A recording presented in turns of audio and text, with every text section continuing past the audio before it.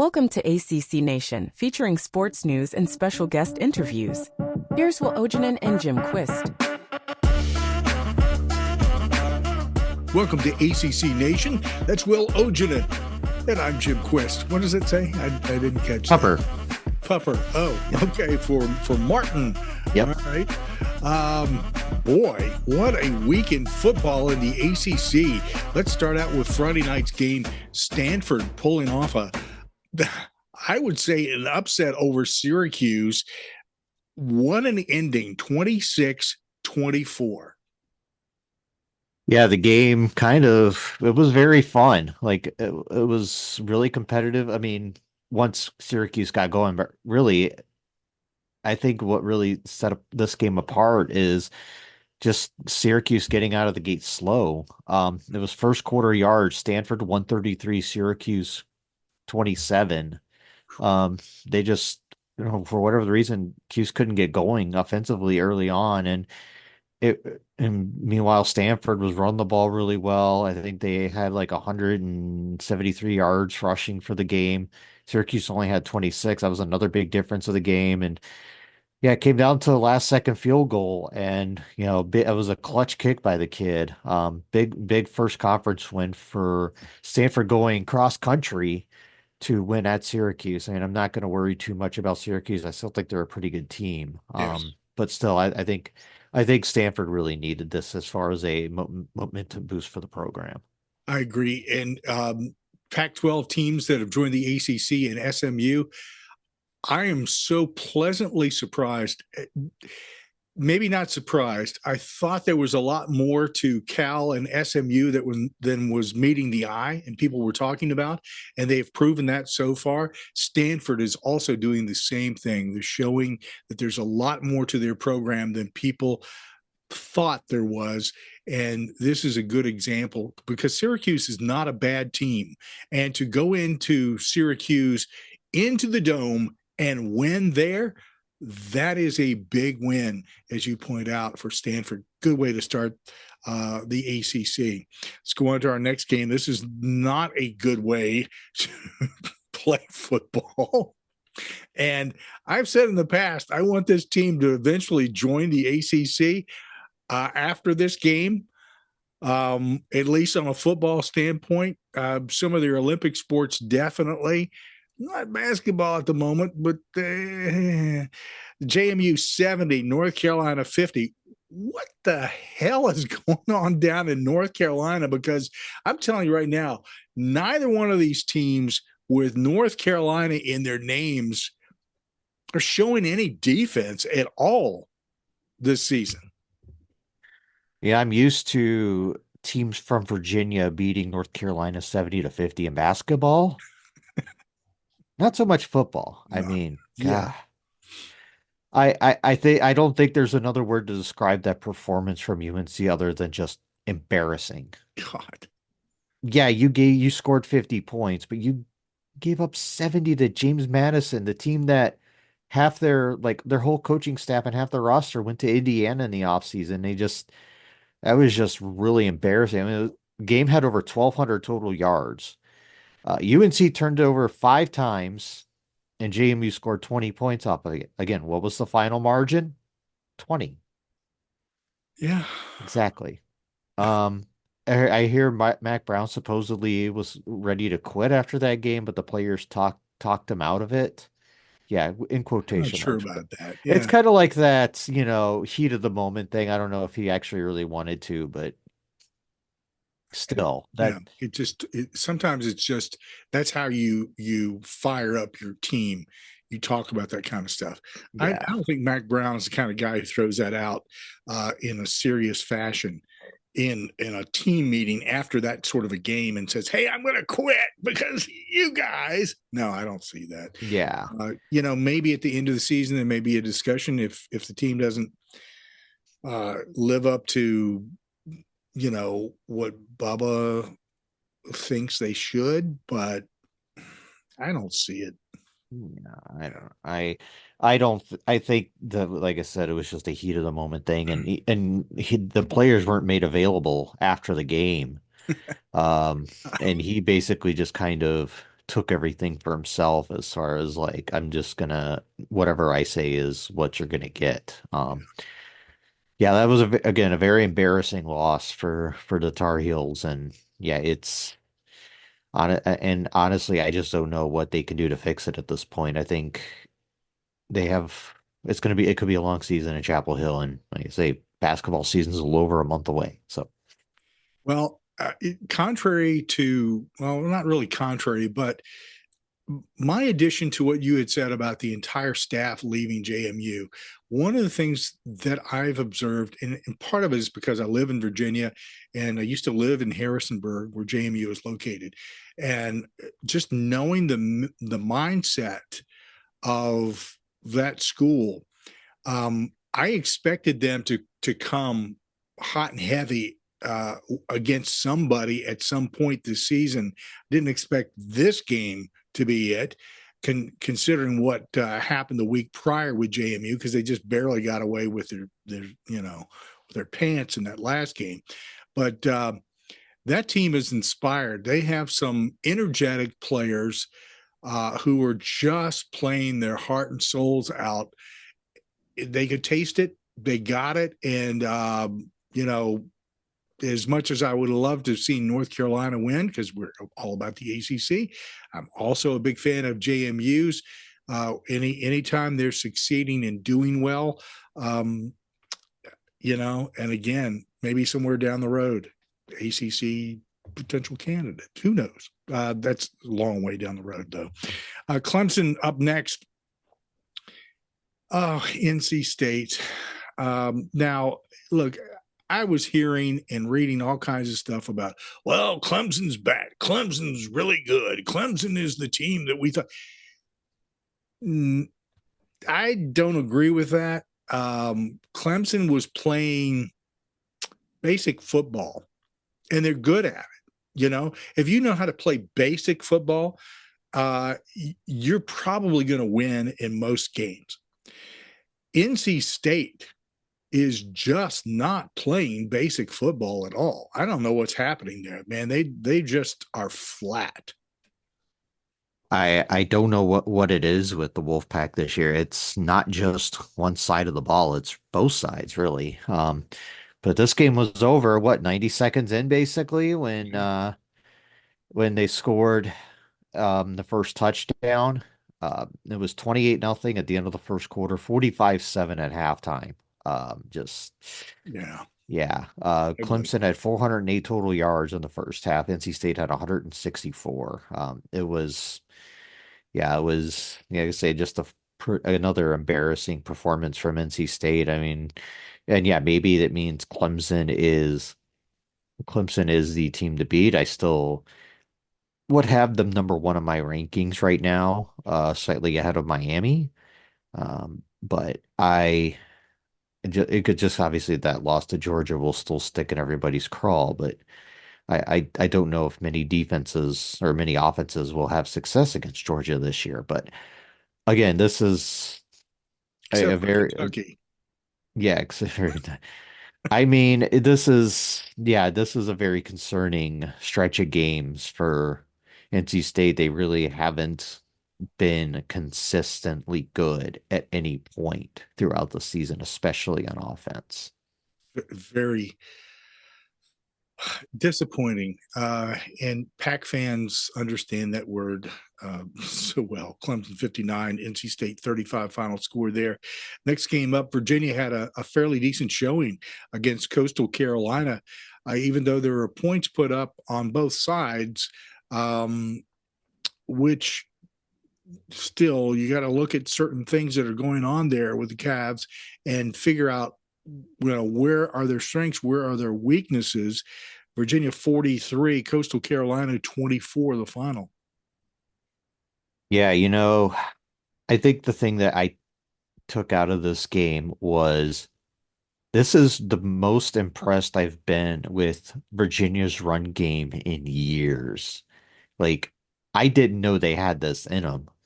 I think this was the first time since 2018 that they ran for over 300 yards in a game. They had 384 total yards rushing, and I went looking for stats, and I went back to over 20 years and could not find a day where they had that many rushing yards.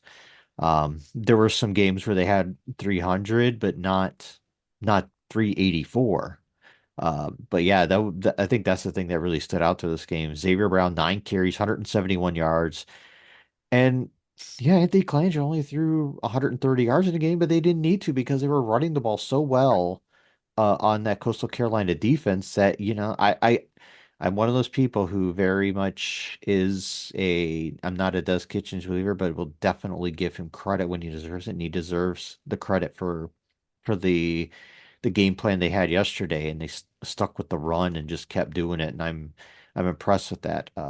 Really the game tone was set right away when Virginia recovered a fumble in the opening kickoff and then scored 3 plays later on a touchdown pass from Clandry to Malachi Fields. And uh, yeah, Virginia's 3-1 heading into their bye, and this is already ties the most wins Tony Elliott's had in the season and in his time at Virginia, because he's had back-to-back 3-win seasons to start his career, and again 3-1. But as you all know, the schedule is going to get a lot tougher from here. A lot tougher. And just to remind everybody, Tony Elliott has repeatedly says he wants to turn this into a ground offense, and that's his goal. So I think that he's going in the right direction with things. Mm-hmm. So keep an eye on Virginia as the season progresses. As you point out, 3-1 record so far.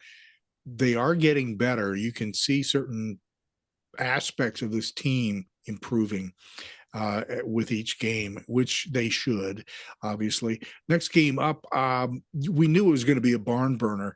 I don't think this final score truly lets you know, as a casual observer, just how good this game was.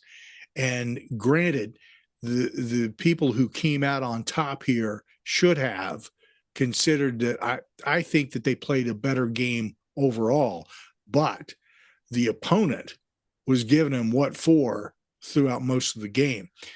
Louisville coming up with a 31-19 win over Georgia Tech. The funny thing is Georgia Tech outgained Louisville 410 to 326 in this game, but what really won it for the Cardinals are explosive plays. They had a 37-yard touchdown pass and a 57-yard touchdown pass, plus a blocked field goal return for touchdown. Tyler Shuck, 269, 2 touchdowns, a pretty solid game. They didn't get really a whole lot on the ground, but like I said, it was really those 3 plays right there defined the win. Hayes King, another solid game, 312 yards passing, 58 yards rushing, but he couldn't get anything on the ground from Jamal Haynes. 12 carries, just 25 yards, which is a bit concerning because he's had a couple of these games already this year where he struggled to get going. Again, that was definitely a very impressive one for Louisville, even though they kind of struggled offensively. But like I go back to, it was those 3 plays, the 2 touchdown passes, and then the block field goal return really set the tone in this game. Fun game to watch. Louisville's a great place to go in and play because the crowd is always pumped up, and they were definitely pumped up for this game. Next game up, it was in Blacksburg. My God, guys, you've lost to the SEC. Now you've lost to the Big Ten. Virginia Tech. Rutgers with a 26-23 win. Well, God, make it make sense. Well, once again, slow starts on offense are dooming the Hokies. We've seen this pretty much every game so far this season. They just cannot get it going. It's like it's like when, in the cartoon when you see them like trying kind of running in place, trying to get going and then take off. Yeah. That's Virginia Tech's offense. Because by the fourth, they finally figure it out in the fourth quarter, but it ends up being too little too late in a lot of instances. And the Hokies were down 23-7 at the end of the third quarter, and obviously they scored 16 points at the fourth quarter to tie it, but you can't rely on that every week. By the way, Yeah. what was that pass Kyron Jones threw? Was he trying to throw to a cheerleader in the back of the end zone behind him or what? I don't She understand that one at all. she ghosted him, and he was trying to Just send a message. probably trying to do the hot to go dance back behind him, and he probably got distracted by it. I don't know. But Bayshall Tootin, 122 yards, 3 touchdowns, and it was a good effort considering he came into the game questionable and his health was very up in the air up until kickoff. But thought he played very well in the game. But still, this is another very concerning loss for the Hokies, considering there were some good expectations for this team coming into the season, and they have. And I said this on Twitter last night. I'm like, if it wasn't for Florida State, they'd be the most disappointing team in the league. Mm. Wow, yeah. I think that's an accurate statement. Next up is Pitt with a huge win over Youngstown State. Not surprising. The final score sending a message, I think, 73-17 was Pitt on top, obviously. Yeah, one of my favorite terms, stat patter game. That's basically all it was. I mean, good on Pitt. They're heading into a bye 4-0 already. In some certain ways have exceeded expectations because they've done so well offensively. This offense has been, I think this is what you expected with the addition of Kay Bell as your offensive coordinator. But again, we were starting to, and we've seen it have some success, especially against some of the smaller schools, and it's helped them, win against, like I was saying, the backyard brawl. But I think there are tougher opponents to be had, and I kind of want to see where this team goes in terms of facing those tougher opponents and how this offense works. Now let's see if they can grow week after week, as we expect every team to, as I said earlier. Duke with a 45-17 win over Middle Tennessee. Not surprising, but it's interesting to watch Duke. This is a team that you really don't expect a lot of this season for a variety of reasons. However, you're beginning to see some momentum and things slowly clicking here. And I think, again, it's really not this season that you have to be concerned so much about them, but they'll sneak up on you and bite you in the rear. It's next season. I think that as an opponent, you may want to be rethinking what was Duke in the past. Yeah, it's Duke scored 28 points in the first quarter.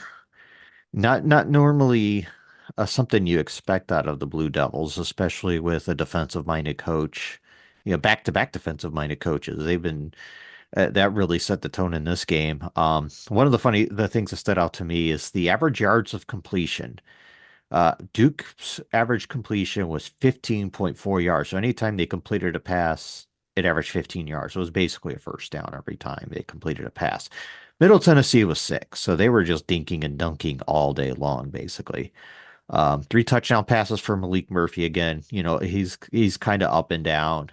Definitely had far more ups and downs in this game. Star Thomas, 111 yards, 2 touchdowns, back-to-back 100-yard rushing games for him. And got to give credit to the defense. They had 6 sacks in this game. And again, Duke just continuing to handle business. Next example of why you don't talk trash on the internet, because it will come back to bite you and it will be there for years to come.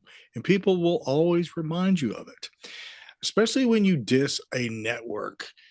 And the network had fun dissing this team right back. TCU. Stupid move on the part of whoever's doing your social media to make the comments that you did. You just got blasted out of the water by SMU, and your head coach got tossed out of the game. 66-42 final. Way to go, Stangs, man. I mean, yeah, I thought it was I didn't get to see a lot of this game, but I thought I was really surprised when I looked that their coach got ejected for going after the officiating, and dude, that's it's not worth it. But Yeah, I'm that's trying to go far. ahead. That's too far. Yeah, yeah, Really. you really have to mess up if you're going to get ejected for going after us. You really had to say the wrong word. You Yeah. really did. Um, One thing in baseball, right? I yeah, mean, you're used to it in baseball when you argue, balls and strikes or whatever. Yeah, oh, even with the replay reviews and whatnot, you still get managers will still get ejected. You're used to it in baseball, but not in football. Jeez.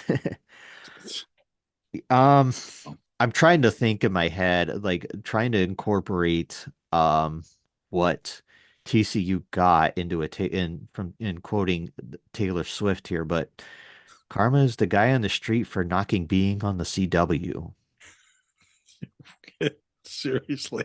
I just I enjoyed that so much. I know. It was so, Yeah, it so was fun. it really is karma. I mean, the fact that you're on a network. Oh no, it's not the four-letter network. They only have two letters in their name. Yeah, yeah, yeah. Dude, your basketball games are going to be on like ESPN Plus this season because that's how the Big 12 package rolls in a lot of ways. As far as SMU goes, credit to the run game. Brashard Smith, 127 yards, three touchdowns. They ran for 238 yards as a team. Um, once again, going back earlier, we talked about the margin being of the JMU UNC game being 20 points, and it was decided basically because of turnovers. Guess what? At TCU had five turnovers, which led to 24 points. What was the margin of victory in this game? Mm. You got it, 24 points. And TCU had 14 penalties in the game, so it was their undoing. Yeah. They deserved every bit of it. Yep. Sure did. Enjoyed it immensely. Nice to see SMU coming up with a win, coming, getting a little bit more on track. And this Hmm. must have been a really tasty win, Oh considering yeah, that crosstown rivalry sort of yeah, they've got going on with TCU. yeah. And the Um, in-state thing, yeah, you definitely wanted to win that game. and just to sort of reiterate something that was just beat to death on X, people were commenting about how many people watch the CW. TCU was making fun of the game being on that, and you made your point about being on Plus and how many people are going to watch that. And one of the things and I've said this since the beginning, when people were making fun of it when we got the CW to start doing ACC games, the CW being over the air, being free, is available in every damn market in the United States. You want to talk about coverage? If people want to watch a game, and specifically an ACC game, guess what? They have access to it. And there's going to be more people with more access through the CW. So don't look a gift horse in the mouth. Next game. This was uh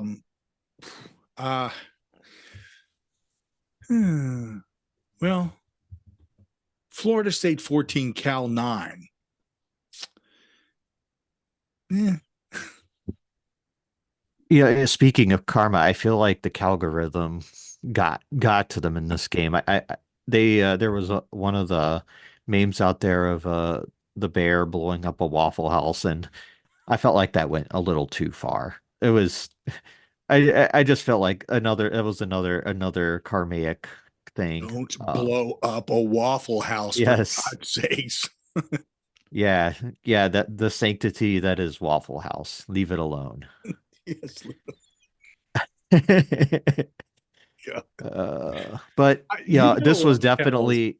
Sorry, go ahead, Jim. I said you gotta love Cal's internet play though. I I mean, know it was they it have was been hilarious. I mean, super. No disrespect. I mean, I thought for the, it was funny. I loved it. I hope they continue to do this, in the coming weeks. It's just really, I think it really came out there this week. But I think I'm curious. I think I'm excited to see what the future holds with Cal Twitter. But I was definitely impressed. But as far as the game goes, this was the defensive battle you would expect when you see the final score of this game. Florida State's defense had 7 sacks Hmm. on Cal. Patrick Payton had three of them. And DJ was okay, 16 of 27, 177 yards through a TD, but also through a pick. There wasn't a whole lot there on offense, but again, with the way the defense is playing, you didn't need to worry about it. Fernando Mendoza had 300 yards passing. Jaden Ott back in this game. He missed the last game with an injury, 16 carries, 73 yards. Cal did outgain Florida State 410 to 284. But again, this is all about Florida State's defense just being a big contributor to this win. Yeah. Playing at home, big, big difference in how things play out. Defense being different, California hasn't built up, you know, the depth and roster to the point where they are accustomed to playing a team. Aside from the fact that Florida State has lost so many games, they still have a lot of personnel on there that are top quality players, that are top tier players in college football, and who probably will be drafted by the NFL. Now, so when you go up against teams like that, you're going to encounter, wear and tear. And that's the team probably that's going to win because they're bigger, quicker, execute better, whatever. This was the case in this game. But I will say this: Florida State is who we think they are. Now, I can definitively say they are the team that we think they are. Okay. Cal is the team that we think they are, aside from this loss. They have a lot of potential and they can win. Florida State can win. So neither one of these teams should be overlooked going down the road. Um, it was just an interesting game. It didn't show me anything new that I didn't already think that I knew about Florida State or Cal. But it was a solid ACC game, and we'll leave it at that and move on to the next. Miami blew out at USF 50-15. Statement game by Miami. 100%. That's a statement. Get a statement win. Thought, I thought there was a chance South Florida could cover the spread, but holy But crap, yeah, was that impressive. I mean, we've been saying, okay, do it against, okay, we've done it against, a coach that's a dead man walking basically, and a couple of low level opponents. South Florida's still not great, but they're better than last two opponents, and putting up 50 on them, I think was very impressive, even with the team struggling to run the ball. Outside of a 91-yard TD run by Jordan Lyle, they really struggled to run the ball. It was all about the passing game. Cam Ward, 404 yards passing, 3 touchdowns. Isaiah Horton had 108 yards. Xavier Restrepo had 6 catches, 99 yards. They outgained South Florida 574 to 365, and definitely looking like they're I think they're a top 10 team in the rankings, and they're definitely going to stay there, and probably move up maybe a spot or two. yeah, agree there. This next game, what a delightful ending. Boston College 23, Michigan State 19. Way to go, Eagles. Red bandana game means the world to you, and you proved that once again. Yeah, that was a fun game. Yeah, you talked about the red bandana game, and there's just a little something extra to that game always, and it certainly feels like more so after, because remember, I think it was the first one was against USC, and they upset USC when they were like really, really, when they were like kind of near their peak still. Um, It's all about the run game. Boston College ran 59 plays in this game. 43 of them were runs. Trayshawn Ward had 102 yards rushing. Castellanos, 10 of 16, 140 yards, threw a touchdown pass with about a minute and a half to win the game to Lewis Bond, who's kind of their big time wide receiver. He had 100 yards receiving in this game, but and Boston College 3-1 on the season, looking really, really good under Bill O'Brien. We think we know their identity as a run team. So yeah, if you good luck stopping the run because they come at you in different ways, not just with Castellanos, but with multiple backs. And I think that's going to be their recipe for success this season. Fun team, and congratulations on Bill O'Brien's success there. This is certainly everybody has badmouthed Boston College over the years, and what all of a sudden they're beating people. Well, that could be you, bad mouther. So keep that in mind. Week 5 coming up. Only have a couple of teams in which I've got some odds on so far, which is not unusual because we're actually recording a little earlier than normal this week. Week 5, man, week 5, Will. But before we do that, on the 24th, so if you're hearing this after the fact, you'll know that the ACC has unveiled their men's and women's basketball schedule. I know that you were like, finally. It seems like everybody and their brother outside of the ACC had already done that, but that's coming up on Tuesday, the 24th at 7 o'clock on the ACC network. Something that you'll want to watch to see what the schedule is going to be like.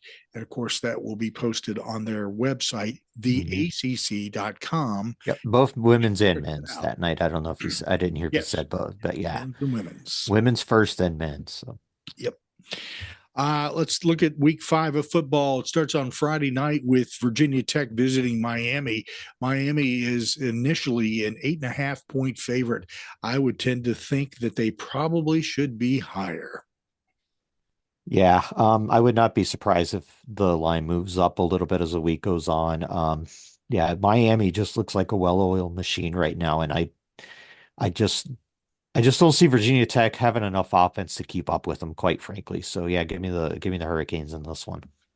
On Saturday, we get into our schedule. Western Kentucky is visiting Boston College.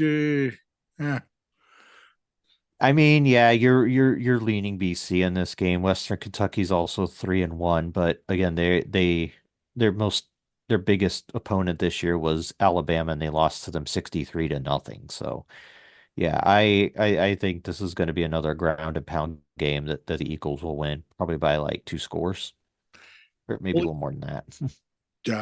I'll give Boston College at least 3, maybe 4 scores on this one. Yeah. Holy Cross at Syracuse. Hey, stat pattern game for Syracuse. Way to go. This is going to be a pretty easy win. I thought this next game was going to be interesting, but after this past week for both teams, I'm not sure what to think. NIU, Northern Illinois University, is at NC State. There's connections here with Dave Doran, being former coach of NIU. NIU had a big upset win over Notre Dame, but then they go and lose to Buffalo this past week. NC State has just not gotten up to speed. I'm not really sure what to make of this game and what we should expect. Yeah, like NIU, I said the same thing with BC. They probably shouldn't have been ranked. It was just more of the win that they had that put them there. I mean, the Boston College beating Florida State and then shutting out Duquesne got them into the rankings, which again probably shouldn't have been ranked. And then the same thing for Northern Illinois, they probably shouldn't have been ranked just because they beat Notre Dame. And then they had a 3-point loss to Buffalo on Saturday. As far as this game goes, yeah, definitely don't want to take this lightly. I could see I probably would take State in a close one here. Again, not a ton of confidence in it. that's where we have the 3 point advantage for home field Hmm. comes into to play here. Louisville is at Notre Dame, and Notre Dame is starting out with a 9.5 point fave on the odds. I I'm not gonna buy into I'm not gonna buy into that. I, No. I think the Cardinals can well, I haven't seen anything super special out of Notre Dame, and I see momentum on the part of Louisville. Now, those two meet head to head in South Bend. Uh, this could be a really explosive game. Yeah, Notre Dame's just been pretty solid defensively all season long. That this is, probably the biggest test offensively they faced to this point. So I'm kind of curious to see how that all plays out. Yeah, this is going to be a pretty even game. I honestly would not be surprised that if Louisville won this game on the road. I think they're good enough to do it. Interesting. Um, yeah, it's somewhere in the back of my mind. Will, I'm thinking the same thing. I'm thinking this is going to be a win for Louisville, and I don't know, something, when your gut tells you that, you go with it. Next game, Louisiana, Wake Forest. Yeah, we'll just move on. We'll take Wake and move on. Louisiana is, yeah, they're 2-1, but they really have not played anybody of substance. So I think, and Wake coming off a bye, I feel like is definitely going to help them. Here's the sofa burning on the front porch game. North Carolina is at Duke, and North Carolina goes in as an opening favorite at 1.5 points. And I don't buy that for a second. The thing you want to look for here is how does North Carolina respond to whatever performance that was on Saturday. Um, if they come out flat, I would not be surprised if Duke wins this game. If they come out extra motivated, then North Carolina should win this game. Yeah, I think this is a pretty even matchup, but honestly, I might just give a slight lean to the Blue Devils in this one, just because I don't know what to make of what UNC did yesterday, and honestly, I think they're outside. I just don't know if they can do anything outside of running Omari and Hampton. Yeah. Um, I tend to go with Duke a little bit here just because of home field advantage.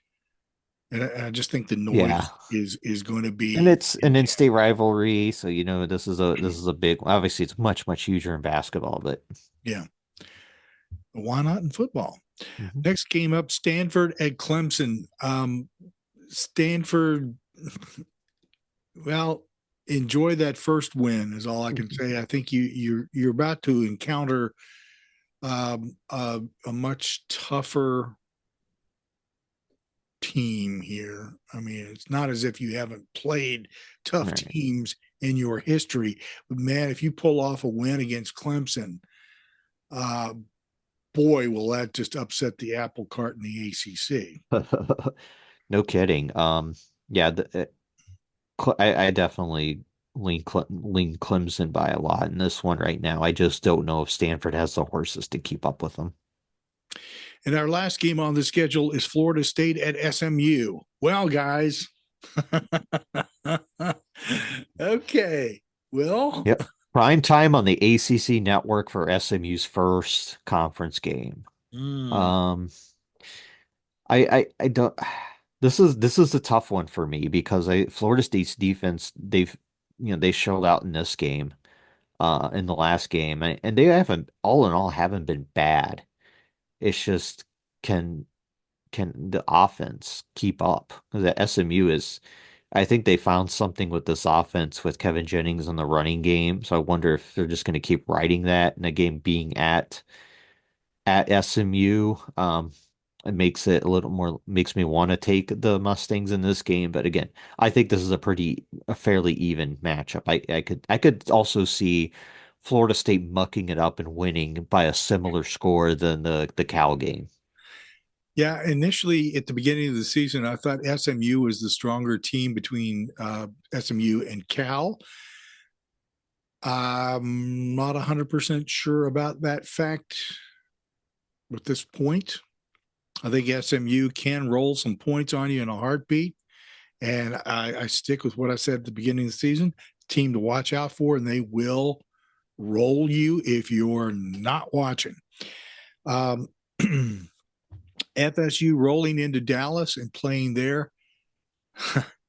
Man, you want to talk about you guys are being set up for one here is all I can say. I did not see this at the beginning of the season at all. I thought it would be an interesting game with Florida State taking it, but that was with the assumption that Florida State was the team everybody thought they were prior to the season. Now we know what they are. We also know what SMU is. Put the two together. Boom. Big D, baby. ACC Nation before breakfast. That's it. Sounds good. Okay, Will, thanks for popping in here and talking about week 4 and week 5 of ACC football. Lots of fun stuff coming up. I'm looking forward to the basketball. Want to get some of the folks that we've had as special guests to join us pretty soon talking about basketball. Get their feeling about what they're seeing, what they're feeling, seeing, hearing, tasting, touching, whatever. Is it too early for that? Okay. Anyway, should be fun. Looking forward to that. And until next time, cheers. Cool. Thanks for listening to ACC Nation. Be sure to listen, like and subscribe to our podcast, radio, and YouTube channels by visiting accnation.net. Follow us on Instagram, X, Facebook, Mastodon, Threads, Blue Sky and Reddit at ACC Nation.